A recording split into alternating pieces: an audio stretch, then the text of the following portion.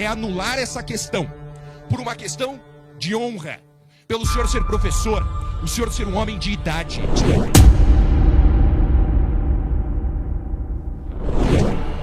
Não há qualquer dificuldade adicional, independente da opinião que tenhamos sobre tal ou qual texto, em responder corretamente a pergunta. Ela não depende, a resposta correta.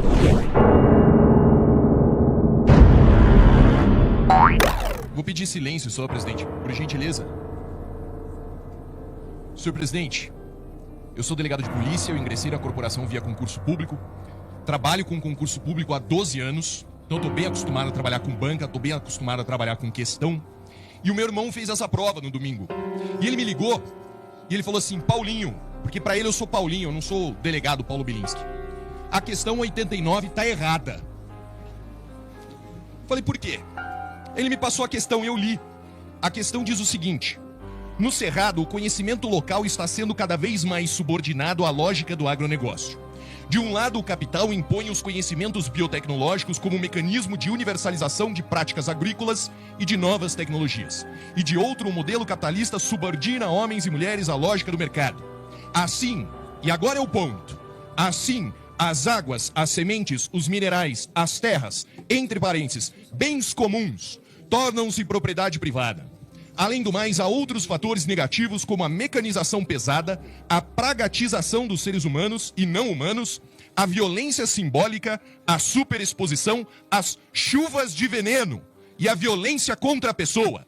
E aí o gabarito dessa questão, presidente, diz o seguinte: os elementos descritos no texto a respeito da territorialização da produção demonstram que há um cerco aos camponeses, inviabilizando a manutenção das condições para a vida. É isso que está no Enem? Que o agronegócio mata? Isso é absurdo, é errado. E mais, eu vou dizer para o senhor aqui uma questão técnica. Eu não vou entrar aqui em questão de ideologia, é questão técnica. Os bens, senhor diretor, os bens têm uma classificação. E não existe a classificação de bens comuns. A questão está errada. O seu dever é anulá-la. O senhor contrata os professores, eles formulam as questões, mas a questão está errada. Tecnicamente, não existe essa classificação de bens em lugar nenhum. E mais, e a minha pergunta ao senhor é essa: qual é a relação entre manutenção das condições da vida e a questão? É uma questão completamente desconexa da realidade. Não existe chuva de veneno em lugar nenhum no mundo. Isso é guerra biológica, não é agronegócio. Como é que o senhor vai explicar para a maioria da população brasileira que trabalha no campo que o trabalho deles de colocar comida no prato do cidadão brasileiro é genocida, como o pessoal gosta de falar, incompatível com a vida? Eu vou dizer para o senhor de forma bem clara: a sua obrigação é anular essa questão, por uma questão de honra, pelo senhor ser professor, o senhor ser um homem de idade, que tem um nome, que tem que ser respeitado. O senhor não pode permitir que uma questão errada, tecnicamente incorreta, conste numa prova do Enem. Como é que eu vou explicar para o meu irmão que a questão está errada, mas o presidente do INEP acha que está certa? Da cabeça dele, contrariando a classificação dos bens, contrariando a estrutura da realidade. O senhor não pode permitir isso, senhor presidente. É uma questão de honestidade intelectual. O senhor concorda? É essa a minha pergunta. Muito obrigado. Bom, agradeço as perguntas. Eu vou fazer algumas considerações iniciais que talvez atendam a várias das preocupações apresentadas pelos senhores deputados. O primeiro ponto que eu queria salientar e que deveria fazer parte de nossas, considerações a respeito do Enem e de qualquer outro programa de avaliação educacional é que quem faz prova é professor. Não há qualquer outra categoria profissional, qualquer outro tipo de ocupação, qualquer outra experiência que sirva à construção de instrumentos de avaliação educacional. Sejam professores da educação básica, sejam professores da educação superior, é essa experiência escolar, é essa experiência de ensino que está na base da construção de qualquer instrumento de avaliação. Então esse é um ponto de partida importante. E esse é um ponto de partida de todo o trabalho do INEP. O INEP valoriza toda a atividade docente executada no país e valoriza as atividades do professorado brasileiro. Professores são convidados publicamente a participar do processo de elaboração dos instrumentos de avaliação e são convidados a trazer para a elaboração das provas a experiência docente, o trabalho com o currículo da educação básica, o trabalho que é executado com base nos materiais didáticos, no livro didático e com base nos currículos estaduais, além da Base Nacional Comum Curricular. Não há qualquer outra possibilidade para a elaboração de instrumentos de avaliação que não seja se baseando na experiência docente, na profissão docente e no trabalho desenvolvido por professores. Esse é um primeiro ponto. O segundo ponto é que os professores que participam desse processo, eles exercem essa atividade durante algum tempo. Nós estamos falando de professores que foram selecionados em 2020 e que estão exercendo essas atividades até hoje. Se há algum tipo de seleção enviesada, ela vem sendo enviesada há muito tempo, porque, na verdade, não há nada além da seleção pública de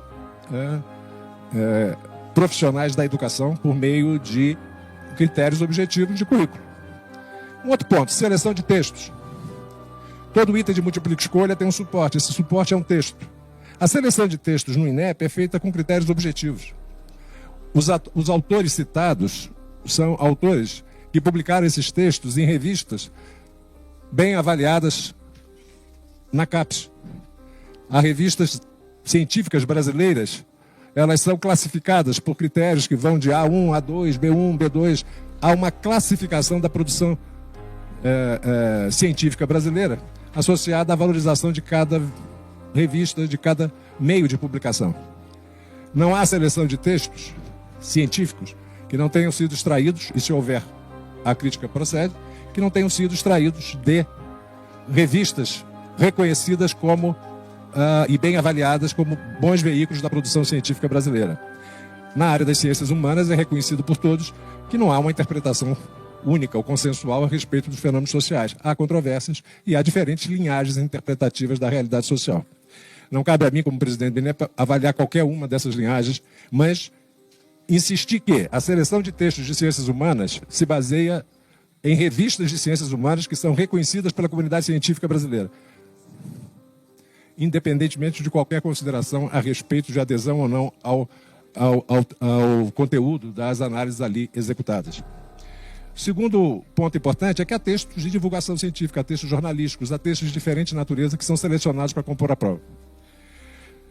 Os comandos associados, que um item de múltipla escolha ele tem um suporte e tem um comando. Os comandos associados que exigem uma operação cognitiva, de forma alguma, pedem que o estudante concorde, desenvolva, elabore a opinião do autor, o argumento desenvolvido pelo autor, a notícia publicada por um órgão de imprensa.